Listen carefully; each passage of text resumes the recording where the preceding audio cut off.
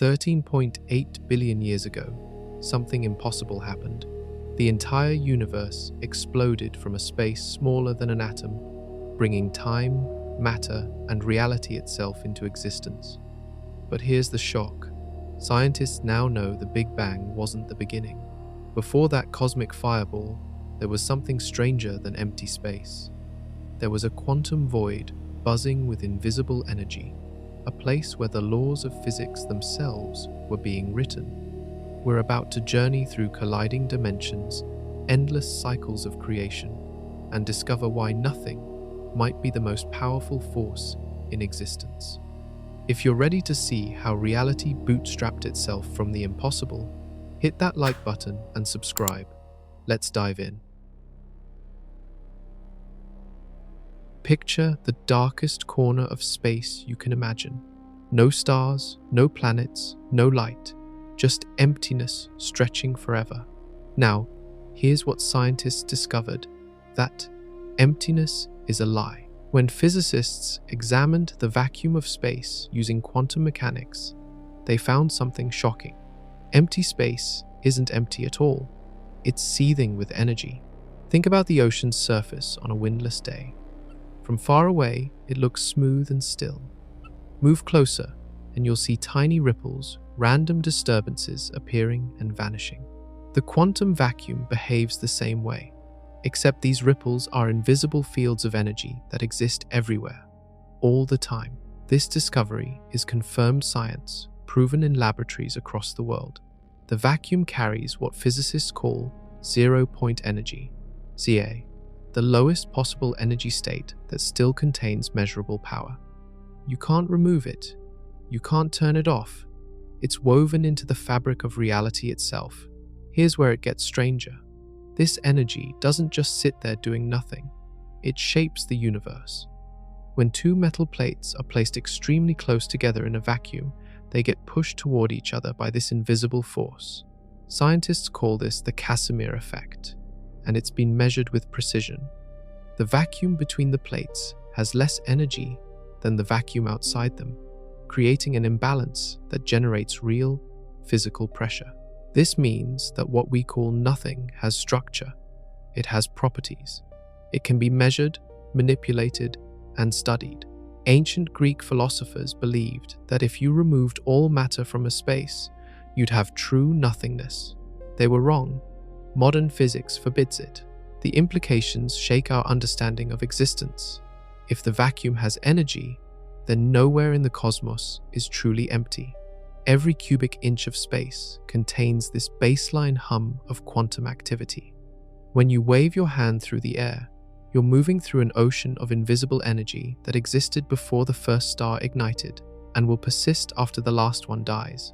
But measuring this energy created a problem that haunts physicists to this day. When they calculated how much energy the vacuum should contain based on quantum mechanics, the numbers exploded. The predicted value came out 120 orders of magnitude larger than what we observe. Imagine predicting someone weighs 10 pounds, then discovering they actually weigh less than a single atom. The gap is that enormous. This crisis tells us something profound. We don't fully understand what nothing really is. The vacuum hides secrets that could explain the birth of everything.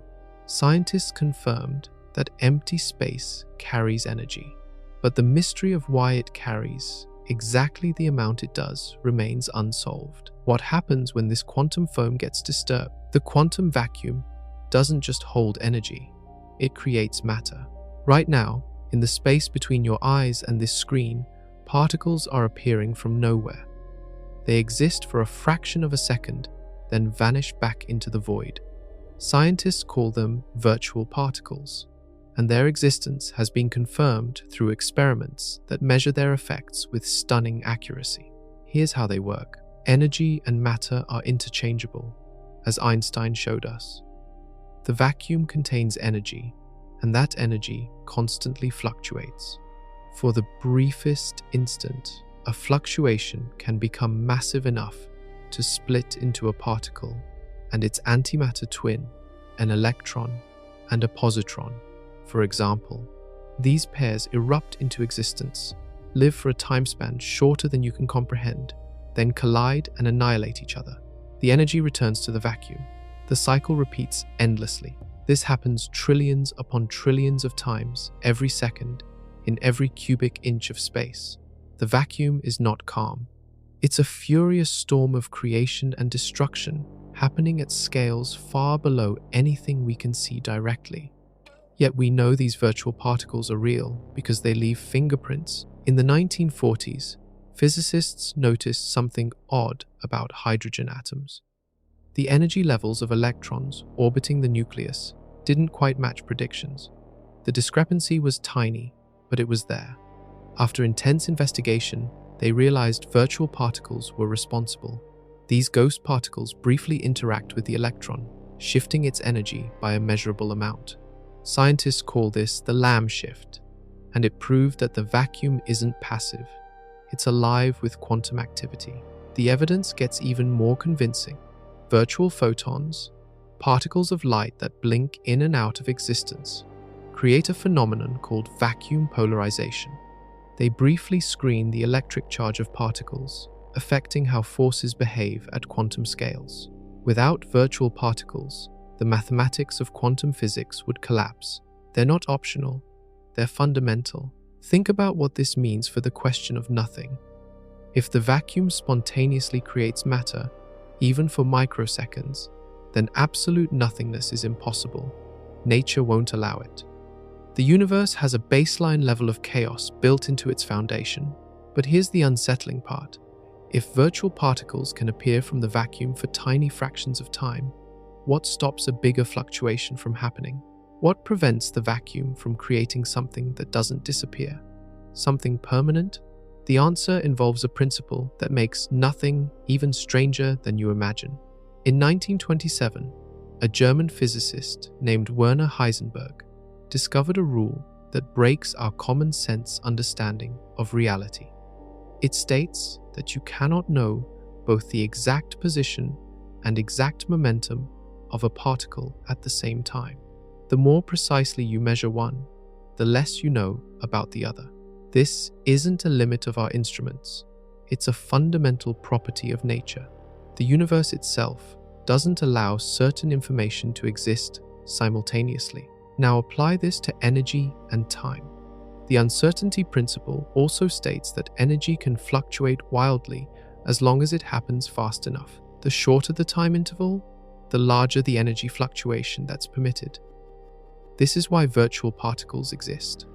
The vacuum borrows energy to create them, then returns it so quickly that the universe's accounting books balance out. Here's the crucial insight confirmed by decades of experiments. The uncertainty principle guarantees that the vacuum can never be completely still. There will always be fluctuations. Always.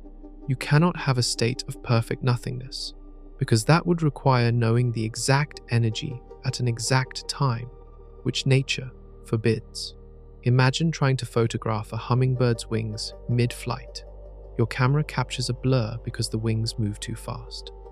The quantum vacuum is similar, except instead of motion blur, you get energy blur. The vacuum fizzes with possibilities that never quite settle into stillness. This has staggering implications. Before the universe existed, if there was ever a state of true nothingness, the uncertainty principle would immediately destroy it.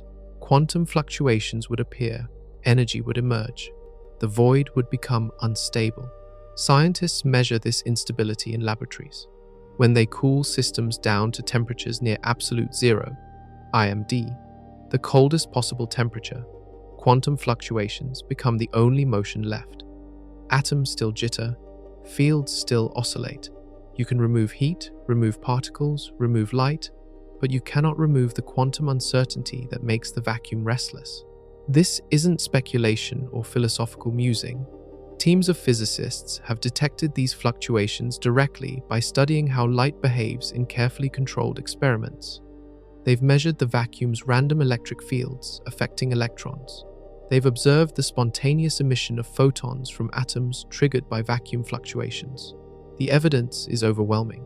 The uncertainty principle creates a paradox when we think about the origin of everything. If nothing cannot exist because quantum laws prevent it, then something has always existed. Either the universe is eternal, or it emerged from a quantum state that was never truly empty. But there's a third possibility that sounds like science fiction, yet might be confirmed reality. Imagine standing on a frozen lake. The ice looks solid. It feels safe. But beneath the surface, the water is warmer than it should be. The ice exists in an unstable state, waiting for the right trigger to collapse. This is what physicists call a metastable state, something that appears stable but isn't truly at its lowest energy. The vacuum of space might be exactly like that frozen lake. According to quantum field theory, confirmed through particle accelerator experiments, the vacuum can exist in different energy states. There's a true vacuum, the absolute lowest energy possible, and false vacuums that sit at higher energy levels but remain stable for long periods. Our universe might currently exist in a false vacuum, and that terrifies some physicists. Here's why. A false vacuum is metastable. It can suddenly decay into a true vacuum state if the right quantum fluctuation occurs. When that happens, a bubble of true vacuum forms and expands at the speed of light, transforming space itself. Everything caught in the expanding bubble gets restructured. The laws of physics change. Matter as we know it ceases to exist. Sounds catastrophic, but flip the perspective and you get something remarkable. What if the universe itself started as exactly this kind of event? What if, before the Big Bang, there was a false vacuum that decayed into our reality? This theory has mathematical support through something called the Wheeler-DeWitt equation. It describes how quantum states evolve in the context of gravity and cosmology. Scientists in China published work in 2014 showing that solutions to this equation permit a tiny bubble of vacuum to appear spontaneously from quantum fluctuations. Under specific conditions, this bubble doesn't collapse. Instead, it inflates, expands, and creates a universe. The false vacuum that preceded our cosmos would have been incredibly small, smaller than an atom, possibly as tiny as the Planck length, which is 10 to the negative 35 meters. At that scale, space itself becomes grainy and quantum mechanics dominates everything. The usual rules about cause and effect break down. Events can happen without prior causes. Fluctuations can create structure from randomness. This is confirmed physics at quantum scales. We observe it in particle physics experiments constantly. Extrapolating it to the origin of the universe requires a leap, but it's a leap grounded in established science. The metastable false vacuum gives us a picture of pre-bang reality.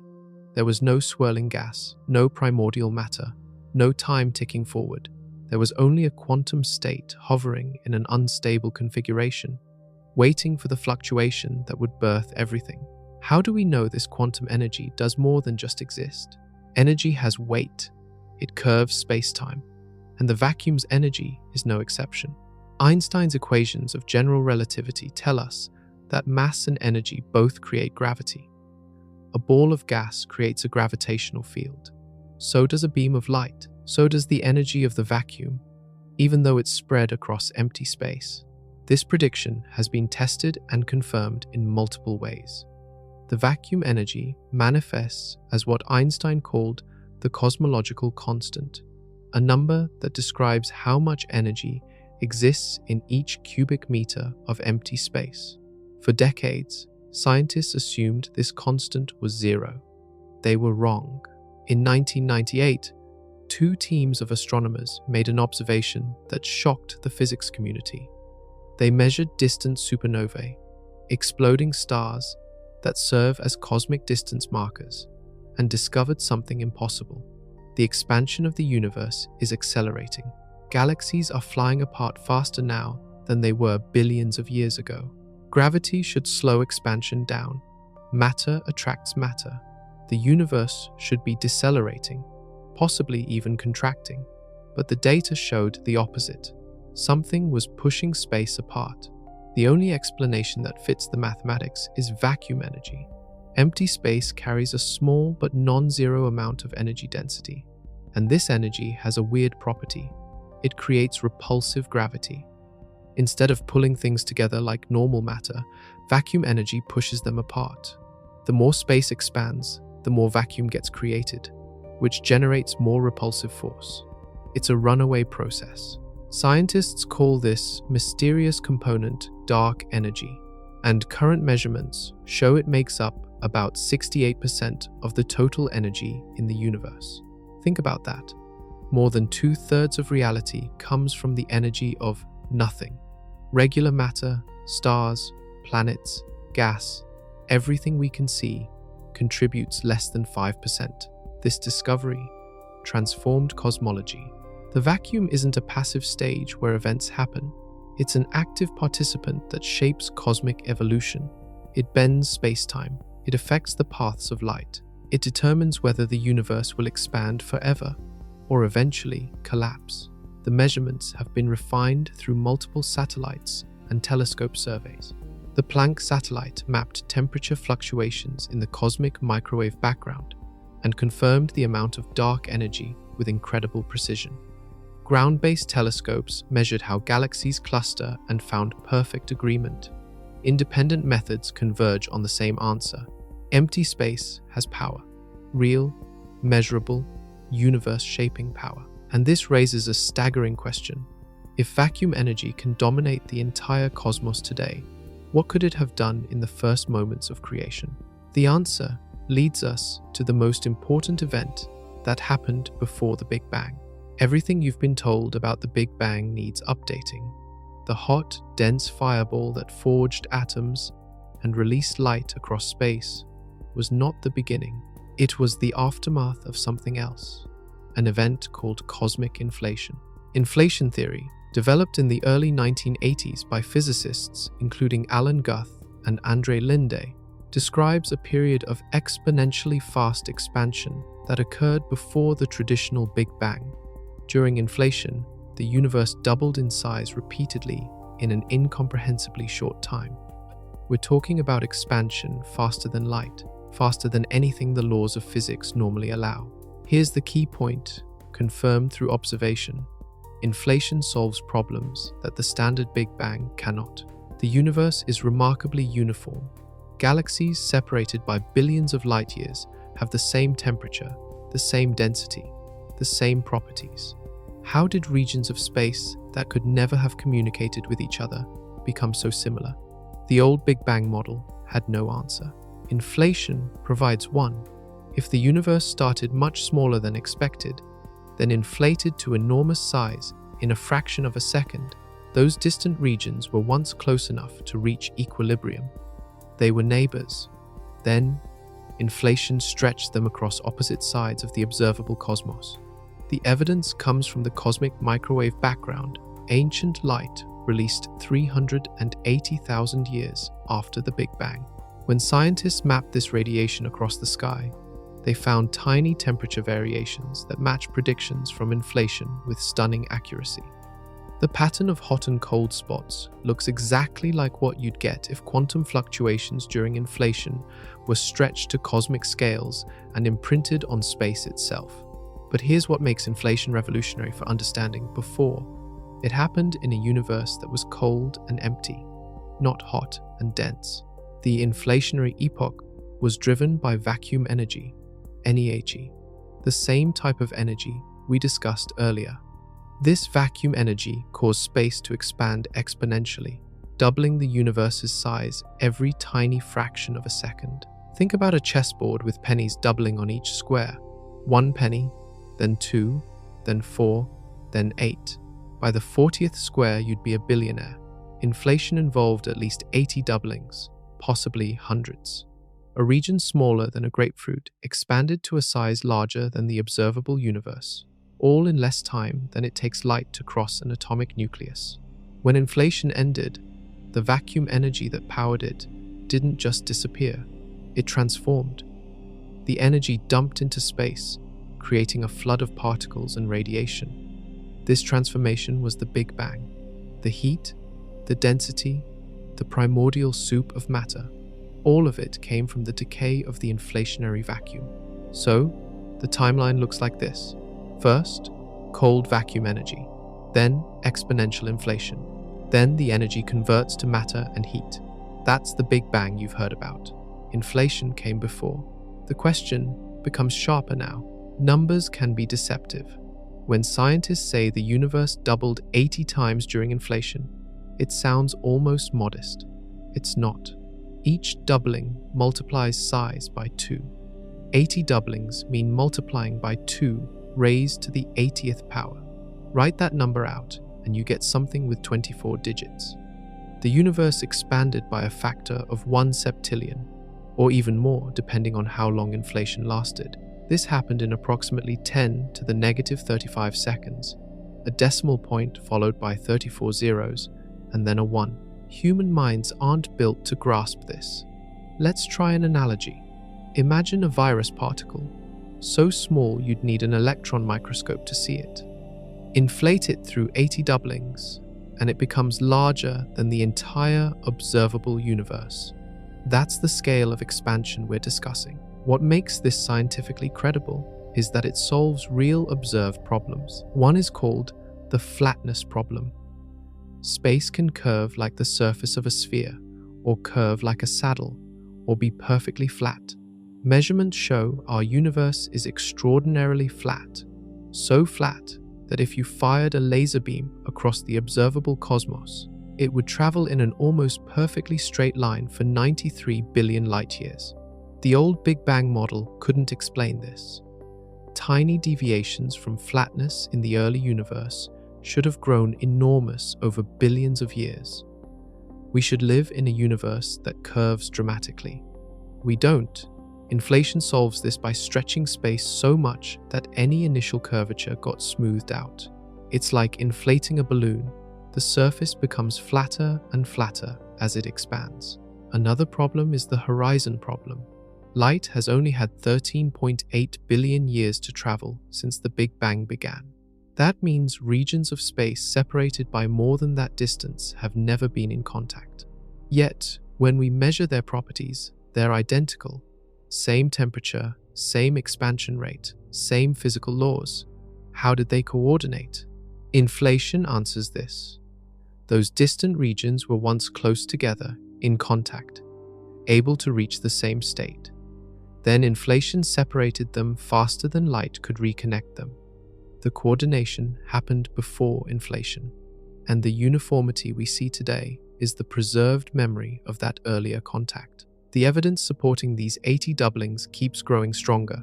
Satellite missions have mapped the cosmic microwave background with incredible detail. The pattern of fluctuations matches inflation predictions to a precision that stunned researchers. Alternative theories that don't invoke inflation fail to reproduce what we observe. Scientists calculate that inflation must have lasted long enough for at least 80 doublings, possibly thousands more. The exact number remains uncertain because we can only see the effects within our observable universe. Inflation might have stretched space far beyond what we can detect, creating regions forever hidden beyond our cosmic horizon. This means the universe you can see, every galaxy, every star cluster, every bit of light, represents just one tiny patch of a much larger reality. And it all came from a cold, empty vacuum expanding faster than physics should allow. What powered this impossible expansion? For decades, popular science described the Big Bang as the moment when time, space, and matter sprang into existence from nothing. That picture is outdated. Modern cosmology tells a different story. The Big Bang was not a creation event. It was a transformation. Specifically, it was the moment when the energy driving cosmic inflation converted into matter and radiation, flooding the universe with heat and particles. Think of it as a phase transition, similar to water turning into steam, except far more violent and fundamental. This understanding comes from matching theory to observation. The cosmic microwave background radiation shows us what the universe looked like 380,000 years after the Big Bang. It's a nearly uniform glow with tiny temperature variations. Exactly what you'd expect if the universe was once much hotter and denser, then expanded and cooled. But here's the critical insight. If we trace that expansion backward in time using Einstein's equations, we don't reach a true beginning. We reach a barrier, a point where the physics breaks down because temperatures and densities become too extreme for our current theories to describe accurately. Scientists call this breakdown a singularity, but it's more honest to call it the edge of our knowledge. Inflation changes this picture completely. Instead of time beginning at the singularity, time existed before. During the inflationary phase, the universe was cold and empty, filled only with vacuum energy.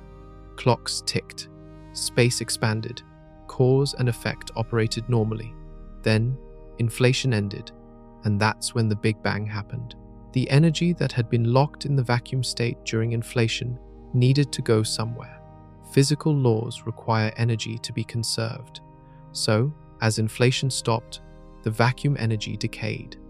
It transformed into elementary particles, quarks, electrons, photons, neutrinos. These particles carried enormous kinetic energy, making them move at nearly the speed of light. Their collisions generated heat, lots of heat.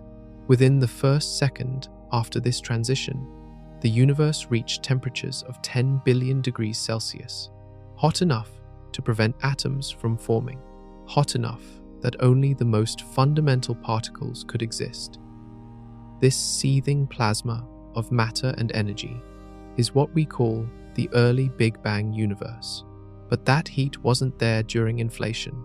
Inflation was cold. The distinction is crucial.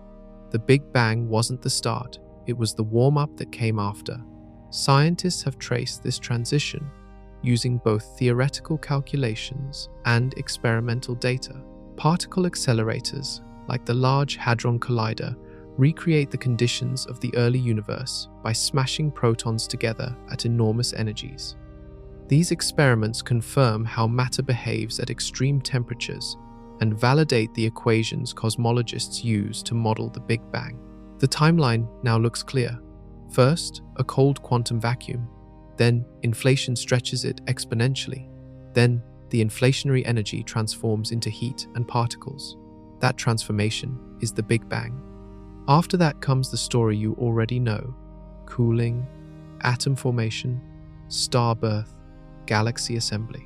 So, when did time actually begin? We're not certain yet. Possibly during inflation, possibly before. The honest answer is that we've pushed the boundary of the unknown backward, but we haven't eliminated it. And the evidence for all this gets even stronger. There's a smoking gun in the data that proves the universe existed before the traditional Big Bang. It's hidden in measurements of the cosmic microwave background, and it's called super-horizon fluctuations. Here's what that means. The cosmic horizon is the maximum distance light could have traveled since the Big Bang began. It sets a limit on how far information can spread through the universe. Regions beyond this horizon have never been in contact with each other. They're causally disconnected. The standard Big Bang model predicts that temperature variations in the cosmic microwave background should only exist on scales smaller than this horizon. Anything larger than the horizon represents regions that never interacted, so they shouldn't show coordinated patterns. But that's not what we observe. The data shows fluctuations on scales larger than the cosmic horizon, much larger. These superhorizon features appear in multiple independent measurements taken by the WMAP satellite, the Planck satellite, and ground-based telescopes. The evidence is undeniable. How do you get coordinated patterns across regions that have never communicated? There's only one explanation. Those regions were in contact before the Big Bang. During inflation, when the universe was tiny and cold, quantum fluctuations occurred across all of space. These fluctuations became the seeds of structure. Then inflation stretched those fluctuations to enormous sizes, far larger than the cosmic horizon. When the Big Bang happened and hot matter filled the universe, these inflated quantum patterns were already imprinted on space. They showed up as temperature variations in the primordial plasma. We see those variations today as hot and cold spots in the cosmic microwave background. The mathematics is precise. Inflation predicts a specific pattern of correlations between temperature and polarization in the cosmic microwave background. It predicts how the size of fluctuations should vary with scale. It predicts the spectrum of these variations should be nearly, but not perfectly, uniform across different sizes. Observations match these predictions with extraordinary accuracy. In 2003, the WMAP team published the first high-precision measurements showing the predicted correlation pattern, including features on superhorizon scales. The non-inflationary Big Bang model predicted something entirely different. The data eliminated the old model and confirmed inflation.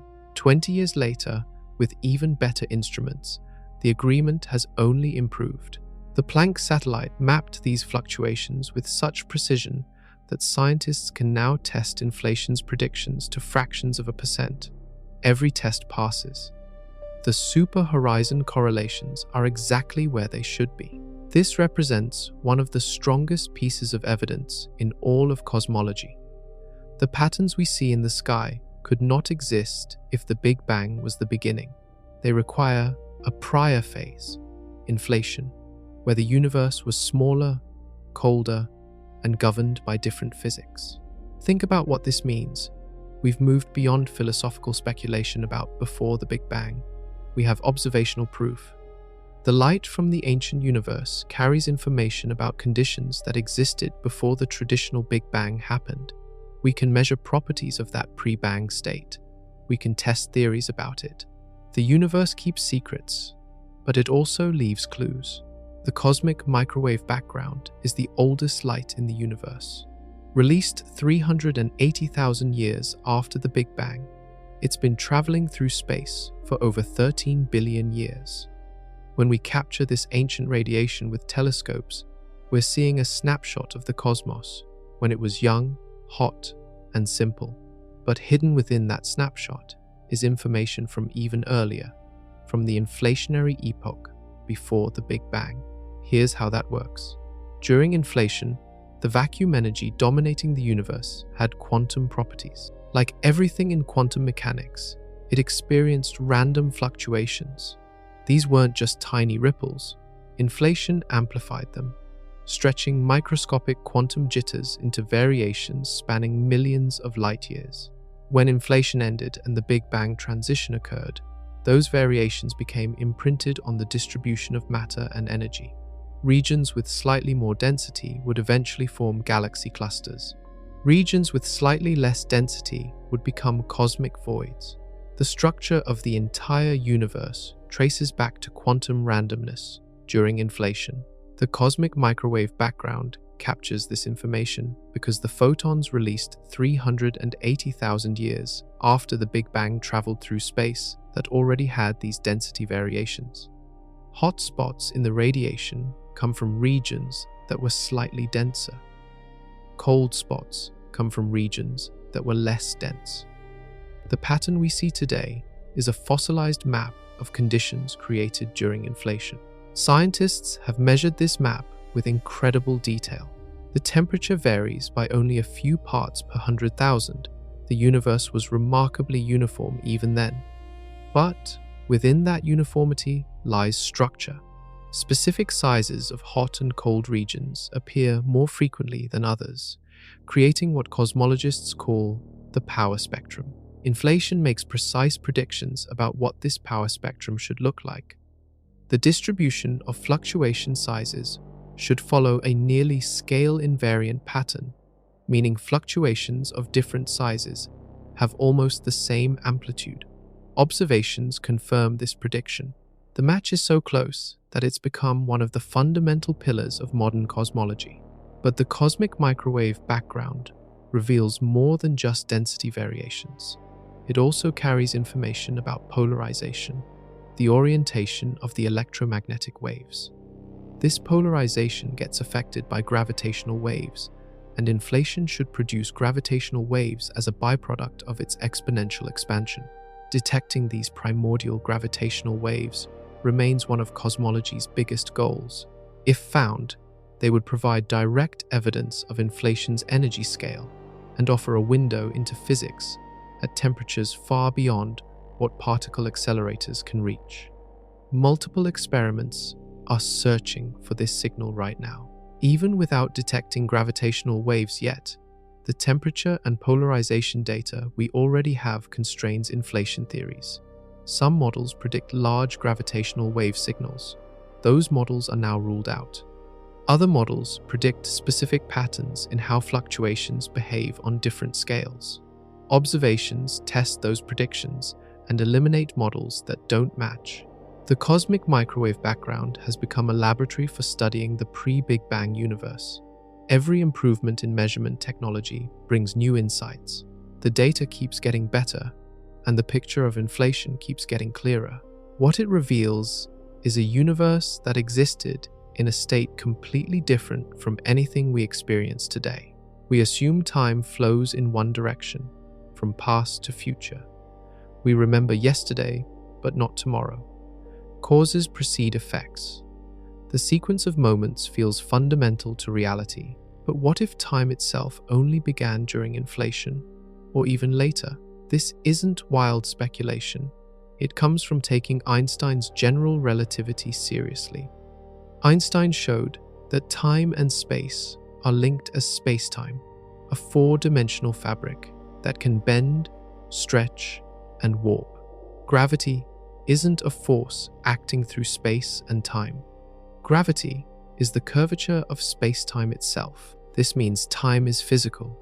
It's part of the universe, not something external that the universe exists within. And if time is physical, then asking what happened before the universe existed might be like asking what's north of the North Pole. The question assumes a framework that doesn't apply. Stephen Hawking explored this idea using quantum mechanics. In collaboration with James Hartle, he proposed the no-boundary hypothesis. The mathematics describes the universe's origin using something called imaginary time, a concept from quantum theory, where time behaves like a spatial dimension. In this framework, the universe doesn't have a beginning point. Instead, it smoothly transitions from a timeless quantum state into the classical space-time we experience. Think of the surface of Earth. If you travel south, you eventually reach the South Pole. You can't go farther south because there is no farther south. Then you've reached the limit. The no-boundary proposal suggests something similar for time. Trace cosmic history backward, and you eventually reach a boundary where time itself curves back on itself. There's no before, because time doesn't extend in that direction. This creates a strange picture. The universe is finite in time, but has no beginning moment. It's self-contained, no creator needed, no violation of causality, no infinite past to explain. Other physicists disagree. Julian Barber argues that time is an illusion emerging from the changing configurations of matter. According to his view, only the present moment exists. The past is a memory stored in the current arrangement of particles.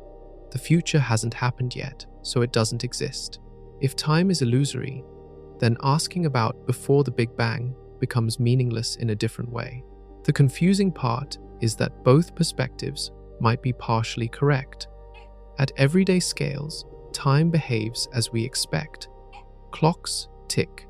Causes produce effects. The arrow of time points clearly forward. But at the quantum scale governing the universe's origin, time becomes fuzzy and uncertain, just like position and momentum. During inflation, if it occurred, time likely existed in a conventional sense. The vacuum energy state could persist for a duration. Space could expand over time.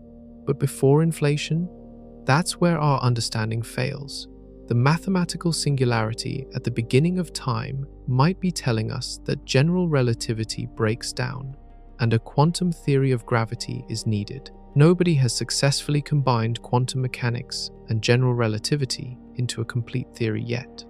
Without that theory, questions about the ultimate beginning remain open. We can trace cosmic history back to the Planck time. 10 to the negative 43 seconds after the Big Bang. Earlier than that, our physics doesn't work. What does before even mean in that regime? Language fails us when discussing the origin of time. Every word we use assumes time already exists. Before implies an earlier moment. Cause implies something happening first. Beginning suggests a transition from not existing to existing. But if time itself emerged with the universe, these concepts collapse into paradox. Cosmologists wrestle with this constantly. They need to communicate ideas that transcend normal experience, using words built for normal experience. The result can sound contradictory or confusing, but the confusion comes from the limits of language, not necessarily the limits of reality. One approach is to abandon the notion of before entirely. Georges Lemaitre, the Belgian priest and physicist who first proposed cosmic expansion, suggested that the universe began in a day without yesterday. Saint Augustine made a similar argument 1600 years earlier, claiming that time was created along with the universe, so asking what came before is nonsensical. Modern physics provides a framework for this. General relativity describes space-time as a manifold, ATT, a mathematical structure with definite boundaries. Time could have a boundary at the Big Bang, just as the surface of Earth has a boundary at the poles. Asking what's before the boundary is like asking what color is Tuesday. The question contains a category error, but here's where it gets interesting. Quantum mechanics might allow an escape from this conclusion. In quantum theory, particles can tunnel through barriers they shouldn't classically be able to cross. Electrons tunnel through insulators. Alpha particles tunnel out of atomic nuclei. It's a thoroughly confirmed phenomenon. Some physicists propose the universe itself tunneled into existence from a quantum vacuum state. Alexander Vilenkin developed this idea in detail. He describes a scenario where a universe with zero size has some small quantum probability of tunneling into a state with non-zero size. Once it makes that transition, inflation takes over and expands it to cosmic proportions. In this picture, there is no before in the usual sense, but there is a prior quantum state, the vacuum from which the universe tunneled. Time begins when the universe achieves classical space-time properties, but the quantum state exists outside of time as we know it. David Bohm's pilot wave interpretation of quantum mechanics offers another perspective. In Bohm's framework, particles have definite positions at all times, guided by a quantum potential. When applied to cosmology through the Wheeler-DeWitt equation, this suggests the universe could have definite properties even at the moment of creation. The quantum potential acts like an effective cosmological constant, driving the initial expansion. These ideas remain theoretical, but they point toward a resolution. Maybe before the Big Bang doesn't mean earlier in time. Maybe it means prior in some other sense, causally prior, or logically prior, or quantum mechanically prior. The state from which the universe emerged wouldn't exist at a moment before time began. It would exist outside the framework of time altogether. This challenges our intuition deeply. We're accustomed to thinking of existence as happening in time, but quantum states don't necessarily exist in time. They exist in configuration space, an abstract mathematical realm, describing all possible states a system could occupy. The universe's emergence could be a transition from one configuration to another, with time itself being a feature that emerges during the transition. Philosophers have argued about these questions for millennia. Physics now gives us tools to make those arguments precise, testable, and grounded in observation. We may never have a complete answer, but we're asking better questions. And some theories go even farther. What if our universe wasn't born from nothing, but from a collision? What if everything we see came from two massive structures smashing together in a higher dimension? This is the ekpyrotic model, and it's built on serious mathematics. The theory emerges from string theory, CNA, a framework that describes particles as tiny vibrating strings rather than point-like objects. String theory requires extra dimensions beyond the three of space, and one of time we experience. These dimensions could be curled up small, or they could be large but hidden from our direct perception. In some versions of string theory, our universe exists on a three-dimensional membrane, or brain, floating in higher dimensional space. Think of a sheet of paper existing in a three-dimensional room. We're trapped on the sheet, unable to move off it, while the room contains other dimensions we can't access. The ekpyrotic model, proposed in 2001 by physicists including Paul Steinhardt and Neil Turok, suggests there are two such brains parallel to each other. An attractive force pulls them together over vast spans of time. They approach slowly, then they collide. The collision releases enormous energy. From our perspective, trapped on one brain, this would look like the Big Bang. Matter and radiation flood our three-dimensional space. The universe heats up, expands, cools, and evolves into the cosmos we observe today. But it wasn't a beginning, it was a crash. This theory solves several problems that inflation struggles with. It explains why the universe is flat and uniform without requiring an exponentially fast expansion. The slow approach of the brain smooths out any irregularities before impact. It explains the pattern of fluctuations in the cosmic microwave background as vibrations created by the collision, and it avoids the multiverse problem that plagues inflationary models. Inflation, if it lasts long enough, produces an infinite number of pocket universes with random properties. This makes the theory hard to test because any observation can be explained as, we just happen to live in this pocket. The ekpyrotic model doesn't have this issue. One collision creates one universe with predictable properties, but the ekpyrotic scenario faces challenges. Nobody fully understands what happens during a brain collision.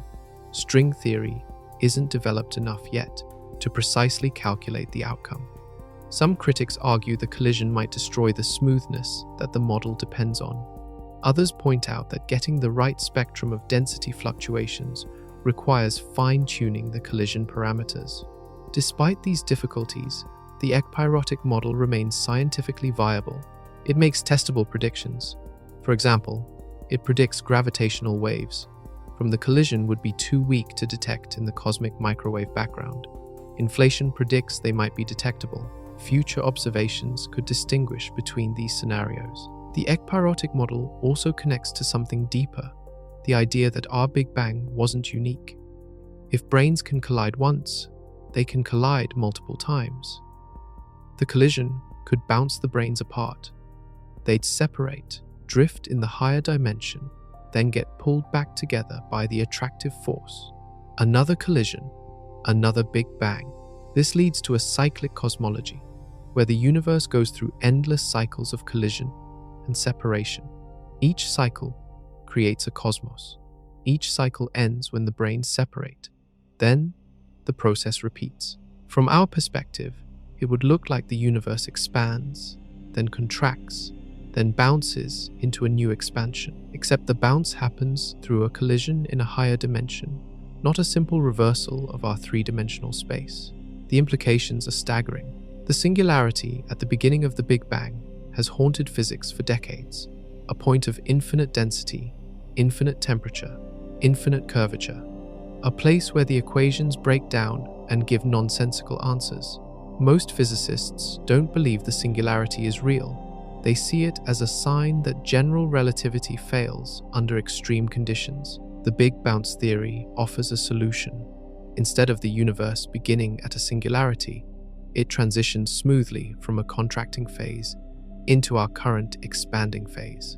The bounce happens at a finite, though extremely high, density. No infinities, no breakdown of physics. This isn't just wishful thinking. It's grounded in loop quantum gravity, AI, an approach to combining quantum mechanics and general relativity. In loop quantum gravity, space itself has a discrete structure at the tiniest scales, like pixels on a screen. When you try to compress matter and energy into an infinitely small point, the quantum properties of space prevent it. There's a minimum volume. A bounce becomes inevitable. Calculations using loop quantum gravity show that a collapsing universe would reach a maximum density, then rebound into expansion. The mathematics is complex, but the conclusion is clear. Quantum effects create a repulsive force at extreme densities that overwhelms gravity. Think of it like compressing a spring. Push too hard, and it pushes back. Recent work published in 2020 by Robert Brandenberger and Ziwei Wang explored how a bounce could produce the observed features of our universe. They found that if the pre-bounce universe underwent a period of slow contraction, similar to inflation but in reverse, it could generate the same pattern of density fluctuations we see in the cosmic microwave.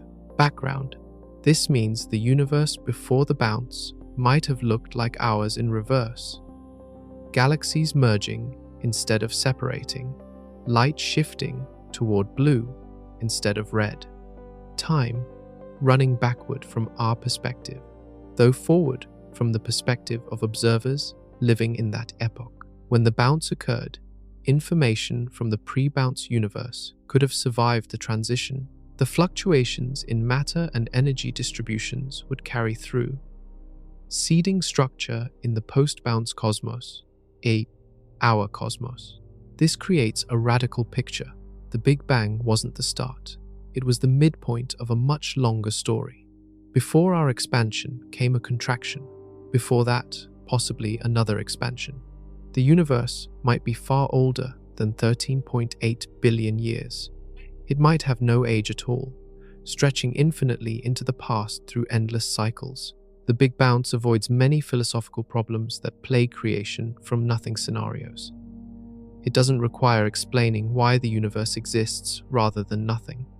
It doesn't require a moment when time begins.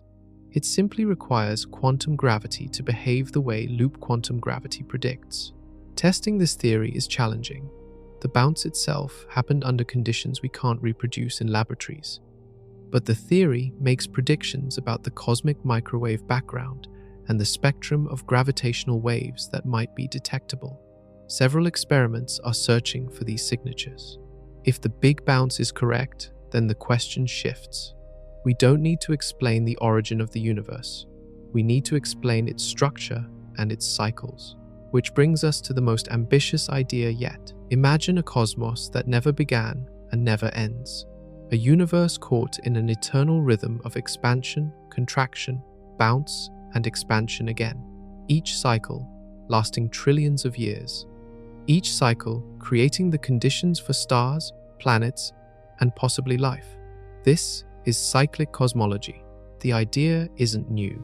Ancient Stoic philosophers proposed an eternal cycle of cosmic creation and destruction they called ekpyrosis. Hindu cosmology describes similar cycles over vast timescales, but modern physics puts these concepts on firm mathematical ground. In the cyclic model developed by Paul Steinhardt and Neil Turok, dark energy plays a crucial role. Remember, dark energy is the mysterious component causing our universe's expansion to accelerate. In their model, dark energy eventually pushes galaxies so far apart that the universe becomes essentially empty. Matter gets diluted to negligible density. Stars burn out. Black holes evaporate through Hawking radiation over incomprehensible time spans. But the dark energy doesn't disappear. It continues to exist, and in the ekpyrotic cyclic model, it acts as a bridge to the next cycle. The same attractive force between brains that caused our Big Bang collision continues to operate. Over trillions of years, it pulls the brains together again. Another collision occurs. Another Big Bang erupts. A new universe begins. Crucially, each cycle doesn't produce identical conditions. The universe grows larger with each iteration. The scale factor, a measure of cosmic size, increases exponentially from cycle to cycle. Entropy builds up, but it gets diluted by the expansion. The second law of thermodynamics isn't violated because the universe keeps getting bigger, giving entropy more room to spread out. This solves the entropy problem that killed earlier cyclic models. In the 1930s, physicist Richard Tolman showed that a naively cyclic universe would accumulate entropy until it couldn't bounce anymore. The Steinhardt-Turok model avoids this by incorporating dark energy and allowing the universe to expand net over many cycles. Another cyclic proposal comes from Roger Penrose, the Nobel laureate mathematician. His conformal cyclic cosmology suggests the universe expands forever until all matter decays into radiation. At that point, nothing remains with a rest mass. Everything moves at the speed of light. When nothing has mass, the concepts of time and distance become meaningless. Penrose argues this massless state can be mathematically mapped onto a new Big Bang. The infinite future of one universe becomes the Big Bang of the next. It's conformal because the geometry is preserved under this transformation. Even though scales change, time becomes circular, or perhaps spiral. These models remain speculative, but they're testable. They predict specific patterns in the cosmic microwave background. Some versions predict we might see circular patterns from collisions in the previous cycle, like ripples on a pond imprinted in the radiation. Searches have been conducted. So far, no definitive signals found, but the search continues. Cyclic cosmology offers philosophical appeal. It removes the awkward question of why the universe exists. It always has existed and always will, changing form but never truly beginning or ending. Existence becomes fundamental, while specific configurations, like our current expanding universe, become temporary phases. But it also raises new questions. If cycles repeat forever, have there been infinite cycles? Does the universe have a memory of earlier cycles? Are the laws of physics the same in each cycle, or do they evolve? We may be on the verge of answering some of these questions. Here's a possibility that sounds like science fiction, but emerges from serious theoretical work. Each cycle of the universe might operate under different physical laws. The constants that govern particle masses, force strengths, and cosmic behavior could shift from one cycle to the next. Why would this happen? In many theoretical frameworks, the values of physical constants aren't set by fundamental principles. They're environmental, determined by how quantum fields settle into their lowest energy states. It's like water freezing. The exact pattern of ice crystals depends on random fluctuations during the freezing process. During a bounce or brane collision, the extreme energies could reset these fields. As the new universe expands and cools, the fields would settle into new configurations, different constants, different physics, a cosmos that looks and behaves differently from ours. This has profound implications. In most cycles, the constants might not allow complex structures to form. Galaxies wouldn't assemble, stars wouldn't ignite, chemistry might not exist. Those universes would be sterile, simple, and short-lived. But occasionally, by random chance, the constants would align just right. Atoms could form, complexity could emerge, life might evolve. We find ourselves in one of those rare, successful cycles because we couldn't exist in any other kind. This is a version of the anthropic principle, the observation that the universe must be compatible with the conscious life that observes it. In a cyclic multiverse, where each cycle has different physics, the anthropic principle explains our particular set of constants without requiring fine-tuning.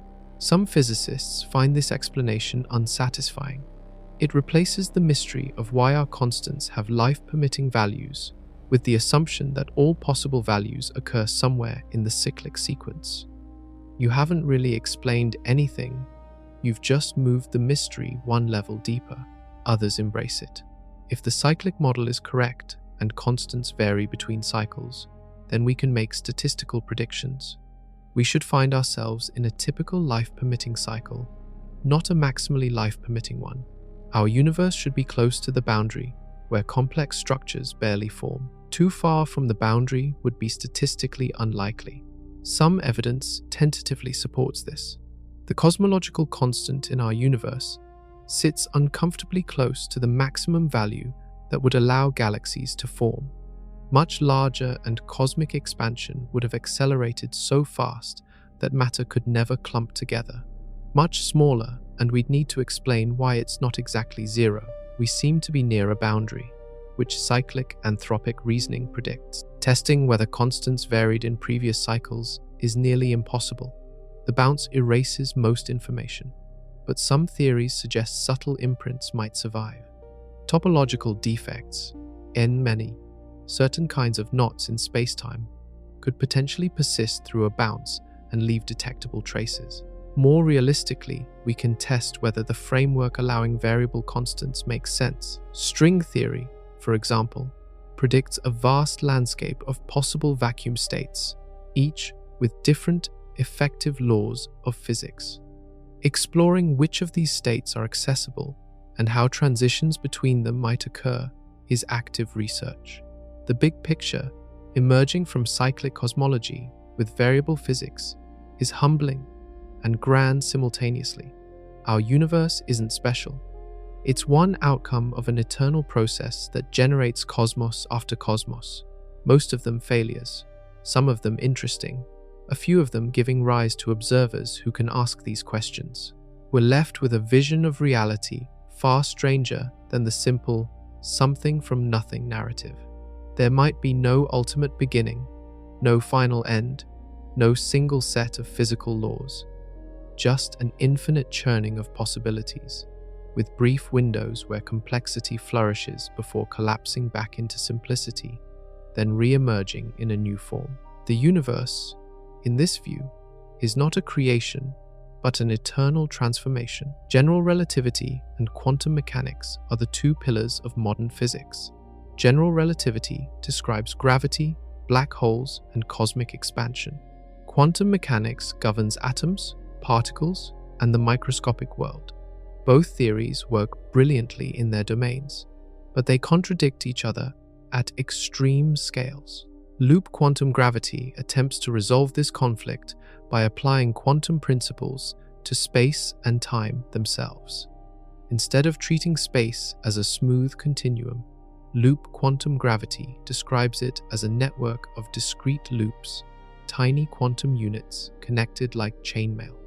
At normal scales, this discrete structure averages out and space appears smooth, just like a television screen, looks continuous from a distance, but is actually made of pixels.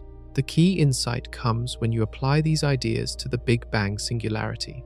In classical general relativity, matter collapses to infinite density.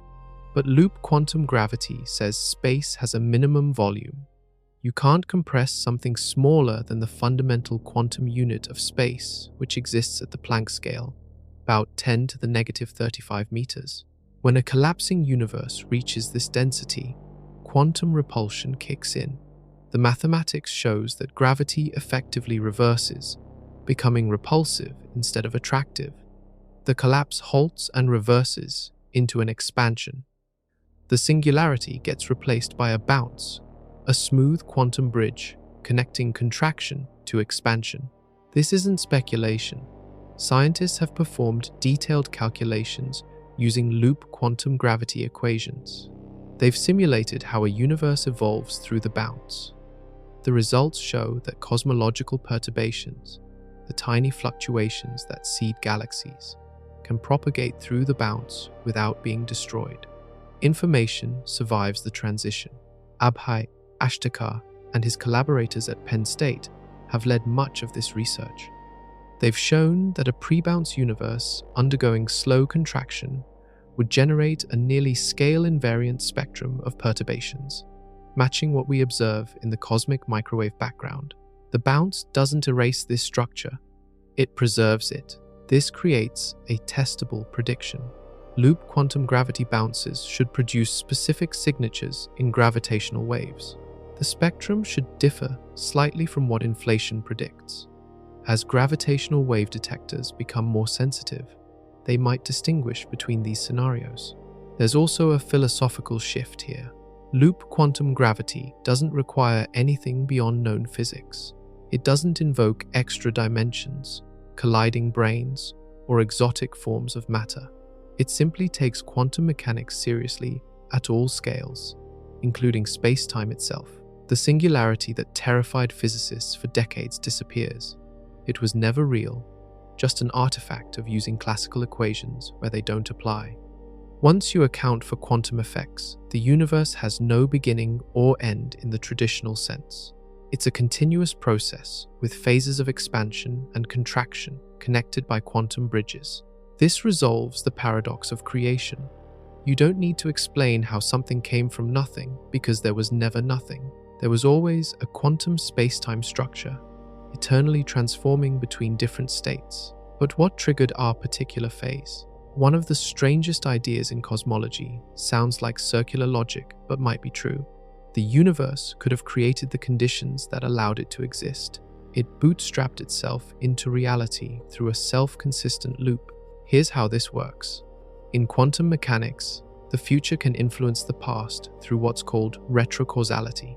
When you measure a particle's state, you don't just observe what it is, you retroactively determine what it was. The act of measurement reaches backward in time and selects which possibility becomes real from a cloud of quantum probabilities.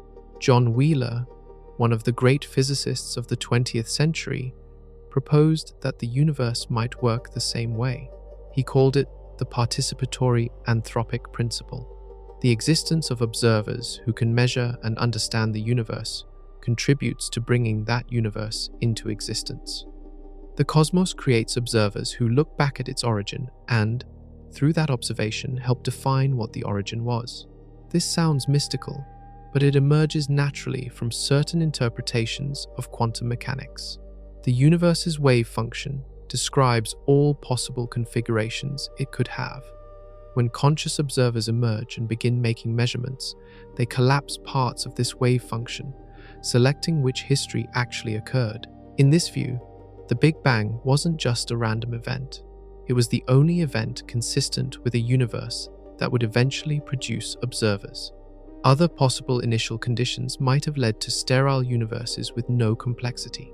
Those branches of the wave function never got actualized because no observers existed to collapse them into reality. This creates a causal loop. The universe exists in a form that allows observers. The observer's existence retroactively selects the initial conditions that led to them. The initial conditions cause the observers. The loop is self-consistent. Physicist James Hartle has explored these ideas mathematically. His work with Stephen Hawking on the no-boundary proposal incorporates this self-selection principle. The universe doesn't have a single fixed past. It has a superposition of possible pasts, and the act of existing in the present helps determine which past becomes real. Other frameworks reach similar conclusions through different routes. In Lee Smolin's cosmological natural selection, universes that produce black holes create baby universes through quantum tunneling. Each baby universe has slightly different physical constants. Over many generations, this process selects for universes optimized to produce black holes, which also happen to be good at producing stars, planets, and complexity. We exist in such a universe, not by chance, but because only this type of universe can persist through the selection process. The universe bootstraps its own existence through an evolutionary mechanism spanning across cosmic generations.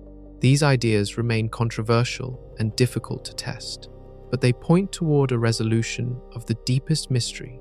Why is there something rather than nothing? The answer might be that nothing is unstable in a quantum framework. Any fluctuation that creates something which can sustain itself will persist. Others collapse. We observe a self-sustaining configuration because non-sustaining ones don't produce observers. The universe exists because it can exist. The conditions that make it possible are the conditions it selects for through its own evolution. Reality is a strange loop that creates itself, and the mathematics describing this gets even stranger. We experience 3 dimensions of space: left-right, forward-backward, up-down. Add time, and you get 4 dimensions. String theory says there are at least 7 more hidden dimensions, giving a total of 11. Why haven't we noticed them? The theory proposes they're compactified, curled up so small that we can't perceive them. Imagine an ant walking on a telephone wire. From far away, the wire looks one-dimensional. The ant can only move forward or backward, but up close, the wire has thickness. The ant could walk around its circumference, exploring a second dimension we initially missed. The extra dimensions in string theory work similarly. They exist at every point in our three-dimensional space, but they're rolled up at scales far tinier than atoms. Particles can vibrate through these hidden dimensions, and different vibration patterns appear to us as different particle types. An electron is one vibration mode, a quark is another. Photons, neutrinos, everything emerges from strings, vibrating through this higher dimensional space. This framework has profound implications for cosmology. Our universe might be a three-dimensional surface embedded in this higher dimensional space. Everything we see, stars, galaxies, light, is trapped on this surface. But gravity is different. Gravitational effects can leak into the extra dimensions, which might explain why gravity is so much weaker than the other fundamental forces. The ekpyrotic model we discussed earlier exploits this. If parallel three-dimensional branes exist in the higher dimensional bulk, and if they can move through those extra dimensions, then collisions become possible. Our Big Bang would be the aftermath of such a collision, with the pre-collision state existing in this higher dimensional framework. String theory also suggests that different compactifications of the extra dimensions produce different physical laws. There might be 10 to the 500 or more distinct ways to curl up the extra dimensions, each creating a different vacuum state with different particle masses and force strengths. This vast landscape of possibilities connects to the idea of varying constants between cosmic cycles. Testing these ideas is extraordinarily difficult. The energies needed to probe the extra dimensions directly exceed anything achievable in particle accelerators by many orders of magnitude. But indirect evidence might exist. Gravitational waves propagating through the bulk could carry signatures of extra dimensions. Tiny deviations in how gravity behaves at small scales might reveal the geometry of hidden dimensions. Experiments at the Large Hadron Collider search for signs of extra dimensions by looking for missing energy in particle collisions. If particles escaped into the bulk, energy would seem to disappear. So far, no definitive signals, but the search continues at higher energies and with greater precision. String theory remains incomplete and controversial. Some physicists embrace it as the best candidate for a theory of everything. Others criticize it for making few testable predictions and requiring fine-tuning to match observations. The debate continues, but the core insight persists. The universe we observe might be a shadow of a larger reality. The three dimensions of space we navigate might be an illusion, a projection of something far more complex existing in realms we can't directly access. This raises a question about the pre-Big Bang state. If extra dimensions exist, what role did they play in the universe's origin? Inflation was supposed to be a one-time event, a brief period of exponential expansion that set up our Big Bang, then ended. But the mathematics suggests something far stranger. Once inflation starts, it might never completely stop. Here's why. Inflation is driven by a quantum field called the inflaton. When this field sits at a high energy value, space expands exponentially.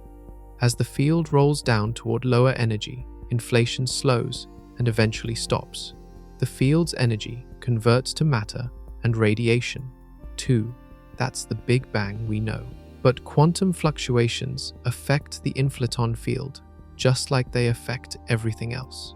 In some regions of space, random fluctuations push the field back up to higher energy before it can finish rolling down. Those regions keep inflating. Meanwhile, other regions successfully end inflation and produce hot Big Bang conditions. This creates a fractal structure. Our observable universe is a pocket where inflation ended, but beyond our cosmic horizon, other regions are still inflating. And within those inflating regions, New pockets constantly form where inflation stops. Each pocket becomes a Big Bang universe. Each one expands, cools, and potentially develops galaxies, stars, and life. The process never ends. Inflation continues eternally in the background, spawning an infinite number of pocket universes. Alan Guth and Andre Linde developed this eternal inflation framework in the 1980s. It's a natural consequence of combining inflation with quantum mechanics. The implications are staggering. There's not one universe, there's a vast, possibly infinite multiverse. Our Big Bang is just one bubble in an endless foam of universes. Each bubble might have different properties. The quantum fluctuations that create new pockets could also affect the values of physical constants, producing pocket universes with different laws of physics. This resolves some mysteries while creating others. It explains why our universe has life-permitting constants. There are infinite universes with all possible constants. We necessarily find ourselves in one compatible with our existence. But it also means the theory can't predict what we should observe, because every possible observation occurs somewhere in the multiverse. Eternal inflation also has a past. The Borda-Guth-Vilenkin theorem, proved in 2003, shows that any region of space, expanding on average, must have a boundary in the past. Inflation can't be eternal into the past. It must have started somehow, from some initial condition. This brings us back to the origin question.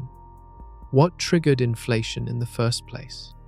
The metastable false vacuum? A quantum fluctuation? A prior contracting phase? The theorem doesn't tell us what came before, but it proves there was a before. Some physicists find eternal inflation disturbing. It seems to make science impossible if every outcome exists somewhere. Others argue we can still make probabilistic predictions by counting which types of observers are most common across the multiverse. The debate is unresolved, but the mathematics of eternal inflation is solid. Unless quantum mechanics or the inflaton field behaves very differently than we think, the multiverse seems unavoidable. What does this mean for the concept of nothing? Stand back and look at the big picture. If eternal inflation is correct, reality is not a single universe with one Big Bang. It's an infinite collection of disconnected regions, each with its own Big Bang, expanding within an ever-inflating background. Think of it as quantum foam on a cosmic scale. The inflating space is the substance. The pocket universes are bubbles forming within it. Each bubble thinks it's the entire universe because the inflating background expands faster than light, forever hiding other bubbles beyond an unreachable horizon. This structure might be nested.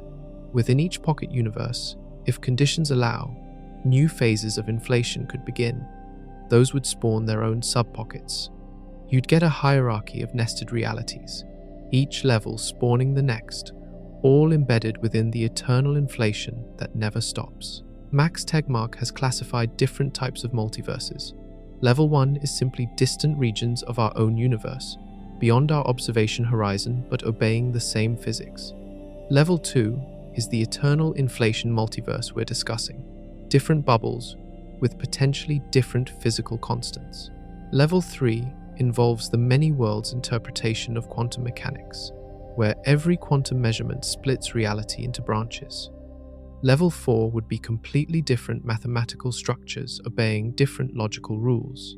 The Level 2 multiverse from eternal inflation is the most scientifically grounded. It emerges directly from combining well-tested physics, general relativity, quantum mechanics, and inflation.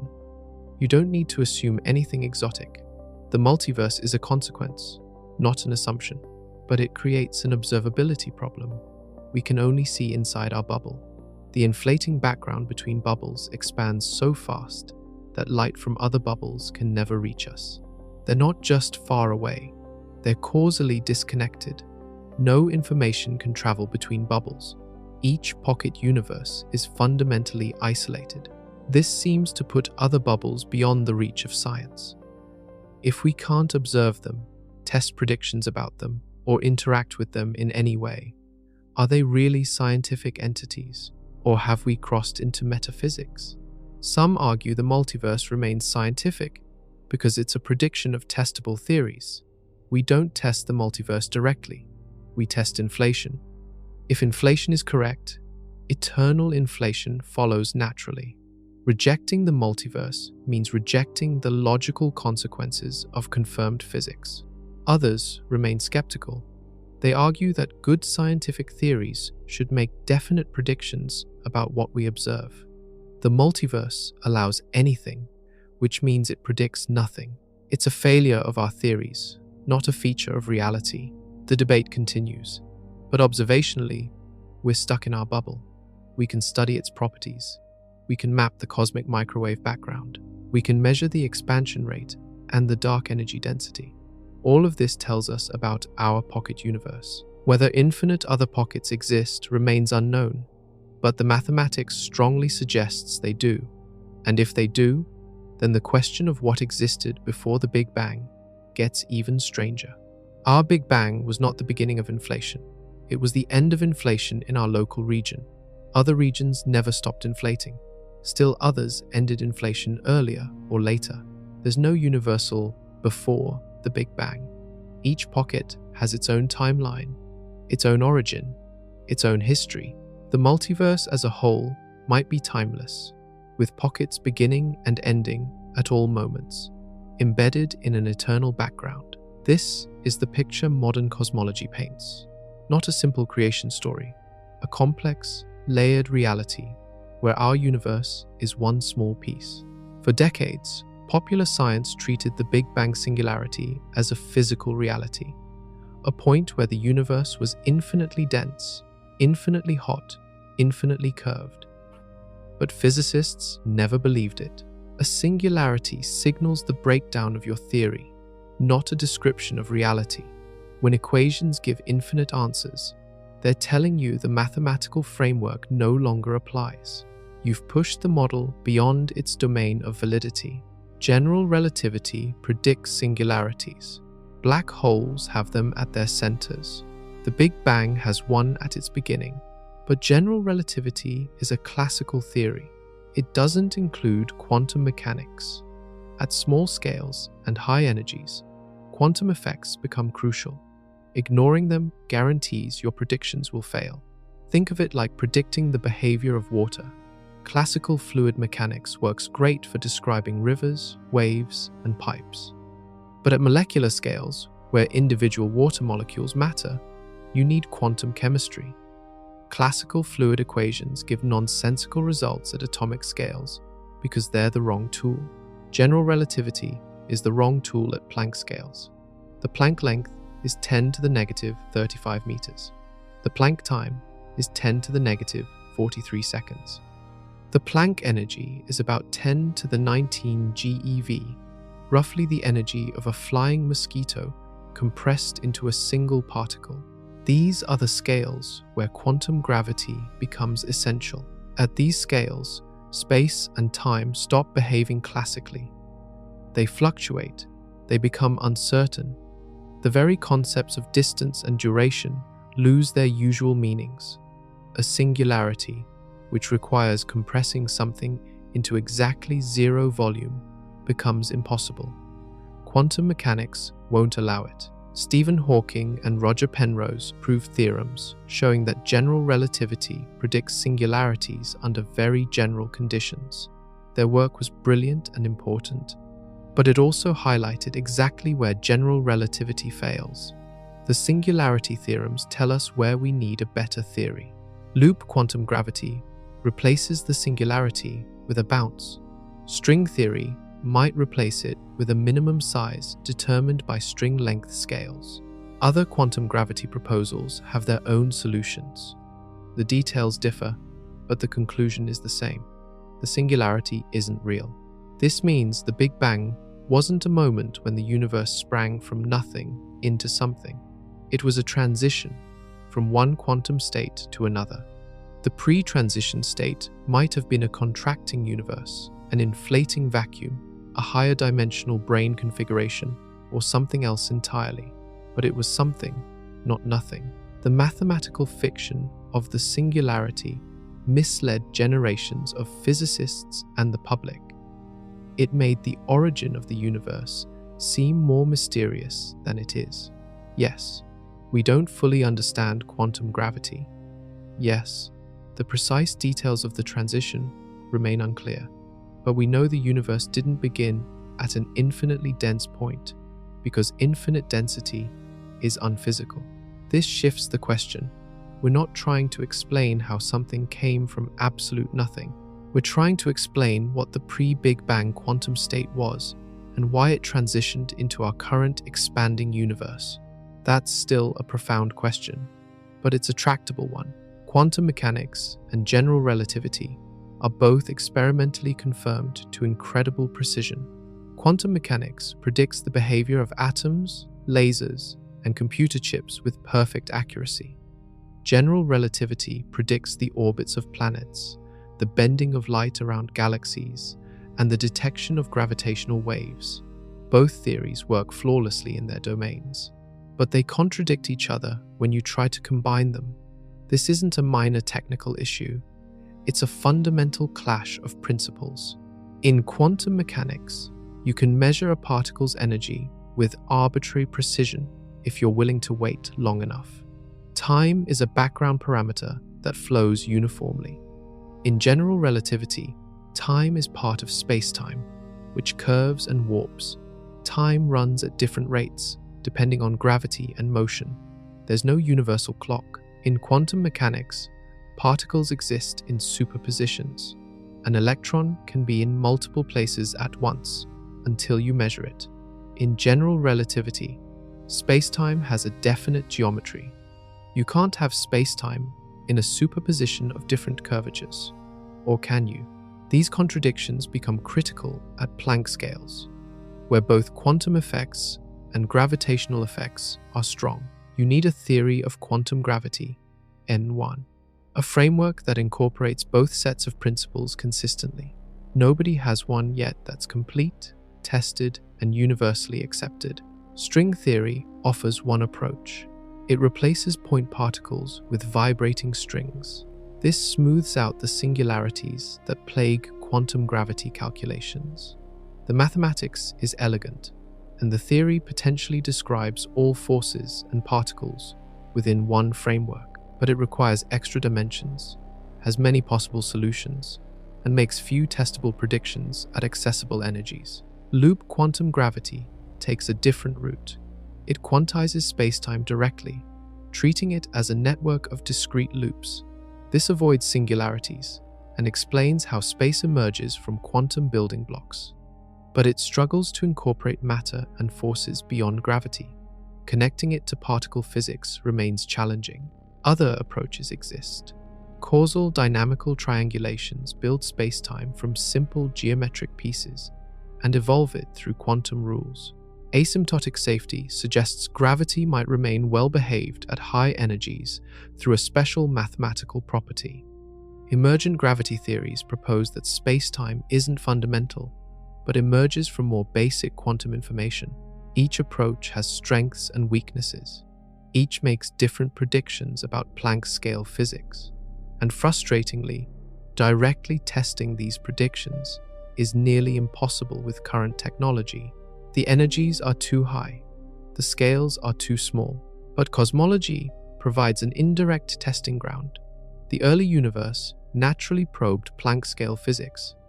If we can decode the messages written in the cosmic microwave background, in the spectrum of gravitational waves, in the distribution of large-scale structure, we might distinguish between competing quantum gravity theories. This is why understanding what happened before the Big Bang matters scientifically. It's not just philosophical curiosity, it's a window into the most fundamental laws of physics. The origin of the universe is the one natural laboratory where quantum gravity was fully operational, leaving fingerprints we can potentially read. The battle between quantum mechanics and general relativity will be resolved. When it is, we'll have a complete picture of how space-time and matter work at all scales. And with it, we'll understand what nothing really means in the deepest sense. one equation might hold the key. In 1967, John Wheeler and Bryce DeWitt derived an equation that attempts to describe the quantum state of the entire universe. It's deceptively simple looking, but it contains profound implications for cosmology and the question of origins. The Wheeler-DeWitt equation treats the universe's geometry and matter content as quantum variables. Just as an electron has a wave function describing its possible positions, the universe has a wave function describing its possible configurations. The equation tells you how this wave function evolves, not in time, but in terms of relationships between different geometries. Here's the strange part. The equation doesn't contain time. There's no variable representing when things happen.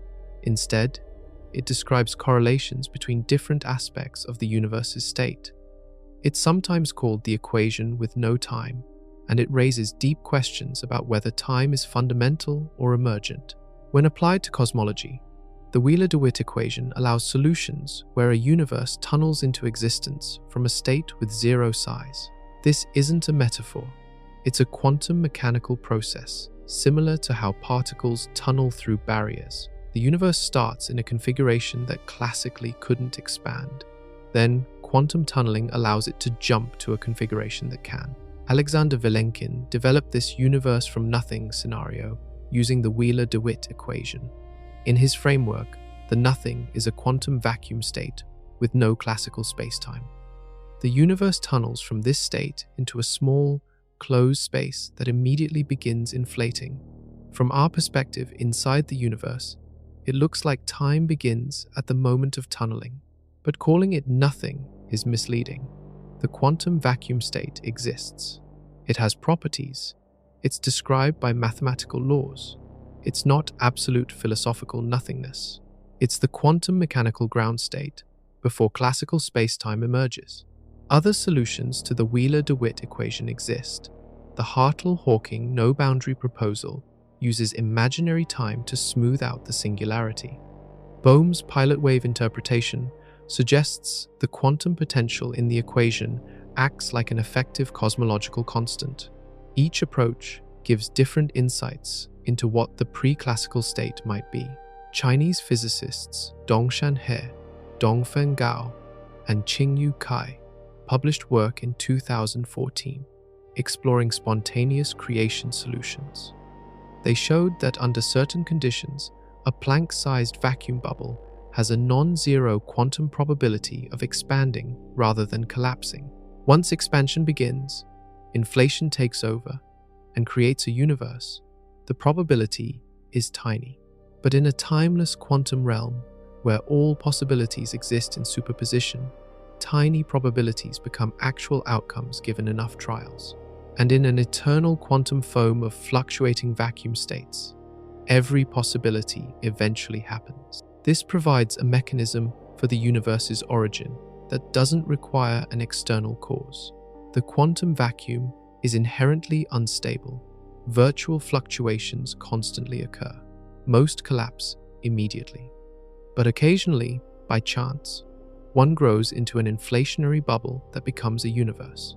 The Wheeler-DeWitt equation is not a complete theory.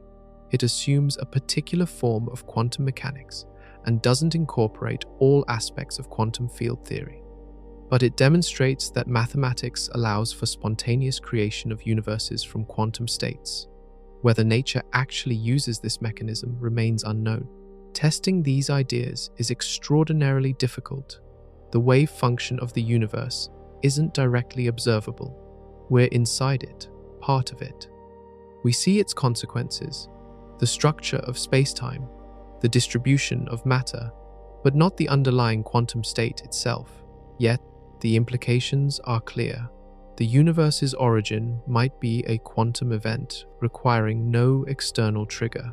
The laws of physics themselves might be sufficient to explain existence. Step back from the details and look at the landscape of theories. Inflation before the Big Bang, cyclic bounces, ekpyrotic collisions, eternal inflation multiverse, Wheeler-DeWitt quantum tunneling, loop quantum gravity bridges. Each framework is different, but they share a common theme. None of them require an absolute beginning. The Big Bang was a transformation, not a creation. Before it came something else, whether inflationary vacuum, contracting universe, quantum foam, or colliding brains. And before that, possibly something else still. The chain of causation might extend infinitely into the past, with no first cause, no moment of creation, no start to time. This challenges our intuition. We're accustomed to stories with beginnings, birth, genesis, first moments. But nature doesn't care about human narrative preferences. If the mathematics says time is eternal, then it's eternal. Alternatively, time might be cyclic or even illusory. Roger Penrose's conformal cyclic cosmology suggests the infinite future of one cosmic epoch becomes the Big Bang of the next.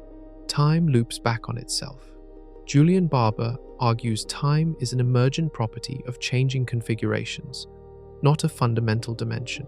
Different perspectives, but both suggest linear time with a definite start is naive. The philosophical implications are profound. If the universe has no beginning, then asking why it exists becomes strange. It exists because it always has existed in some form. Existence is the default state, not something that needs explaining. Nothingness would require an explanation. Why wouldn't quantum fluctuations, vacuum energy, or space-time curvature exist? This reverses the usual framing. We've assumed nothingness is simpler than something, so existence needs justification. But in physics, empty quantum states are highly constrained.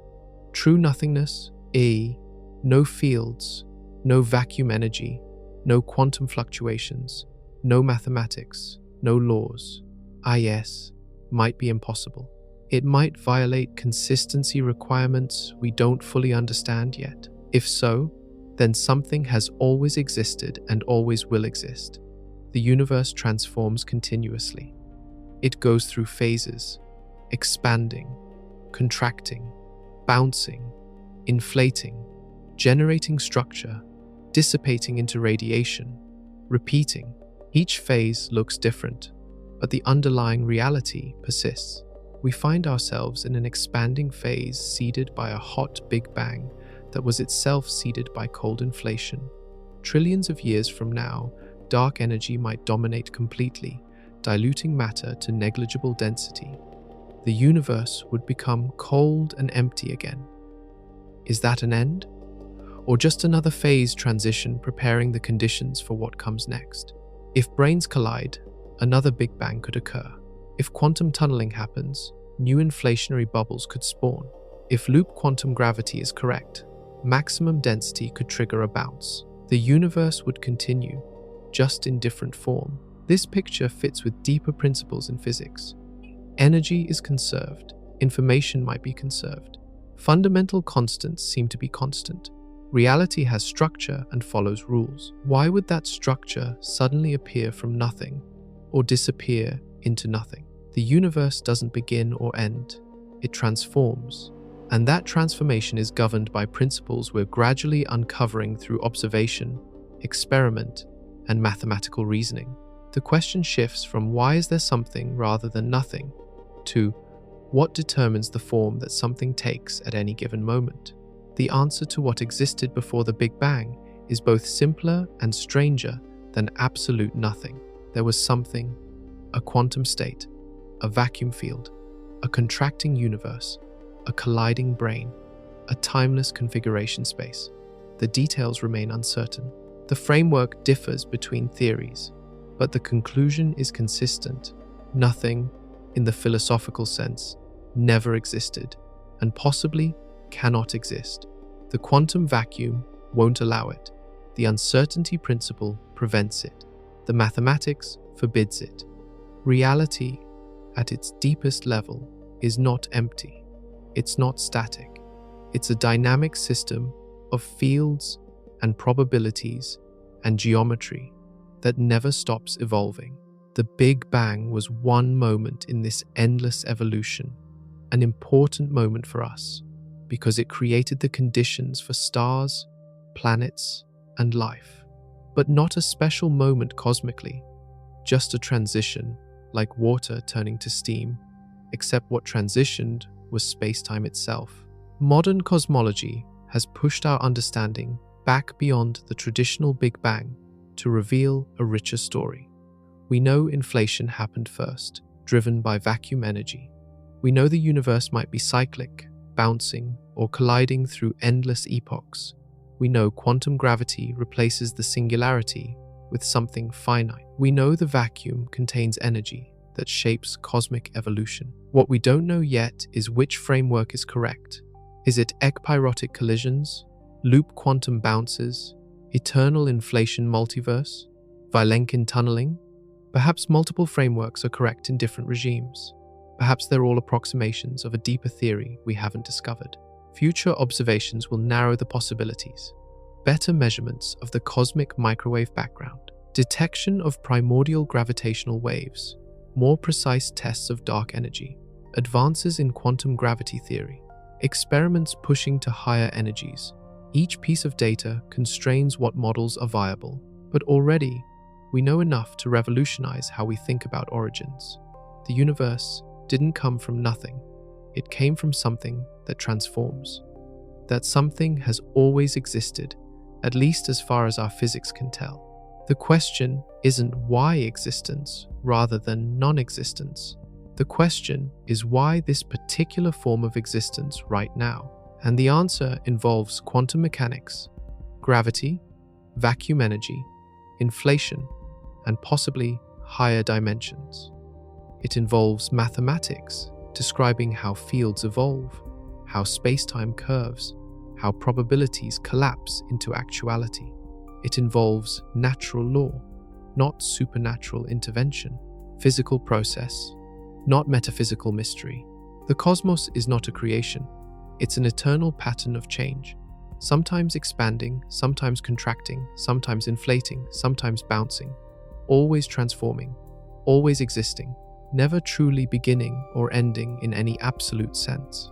We're part of this transformation, temporary arrangements of atoms, assembled by the cooling aftermath of one particular Big Bang in one particular region of an infinite multiverse, or one particular cycle of an eternal recurrence.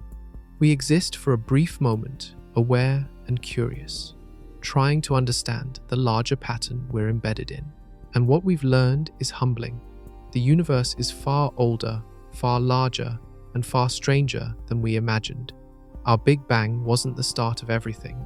It was barely even a start.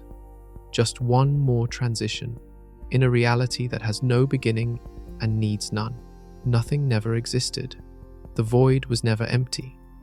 Reality is eternal transformation, and we're fortunate enough to witness one brief phase of it. That's what existed before the Big Bang.